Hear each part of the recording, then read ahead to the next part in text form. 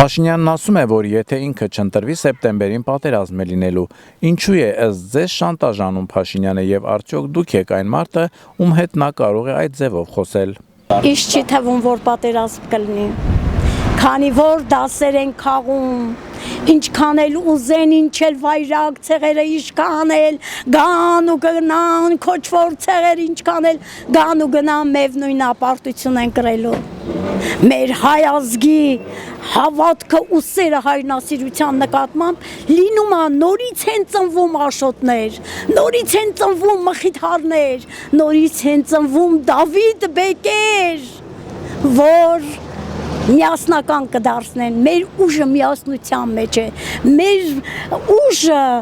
այն անհատների մեջ է, որոնք որ իսկապես հայրենասեր են, այո։ Եթե ինքը շարունակական զիջումներով պետք է ապահովի այս երկրի խաղաղությունը, այդպիսի խաղաղություն մեզի պետք չի։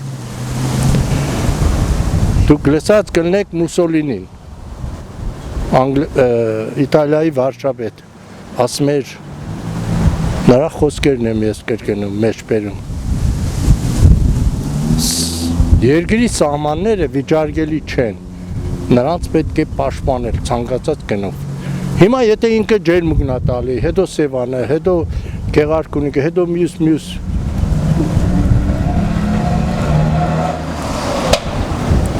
դրանով խաղաղություն է ուզում, այն բրիլոկը կապելա դոշից, էսա, ինչա, տաշիկ, սարկեցիք շագրեն ու կաշի, հմի կախել եք դոշիկ, ման եք գալի, որ ինչ, նման խաղաղությունը ոչ ժողովրդին է պետք, ոչ երկրին, ոչ մի տեղ էլ ընդունելի չի։ Պատերազմը ես գիտեմ, ոչ թե պատերազմը ալնալում, պատերազմը ներսում ալնում։ Դուք չեք հասկանում, որ հիմա այս ընտրությունները կարող է մինչև ընտրությունները կամ ընտրության օրը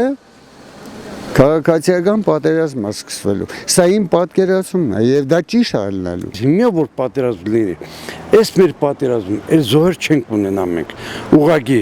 մի հատ շատ կոպիտ հրամանով թե Սամվել Կարապետյանը, թե Ռոբերտ Քոջյանը, թե Գագիկ Ծառուկյանը մի հատ հրամայելով Ալիև իր զորքերը Արցախից դուրս կբերի, որտեղ իրանք վախենում են եւ Սամվել Կարապետյանից, եւ Ռոբերտ Քոջյանից, եւ իհարկե Գագիկ Ծառուկյանը մի 400 Ալիև մի անգամ շփրտի ձորը։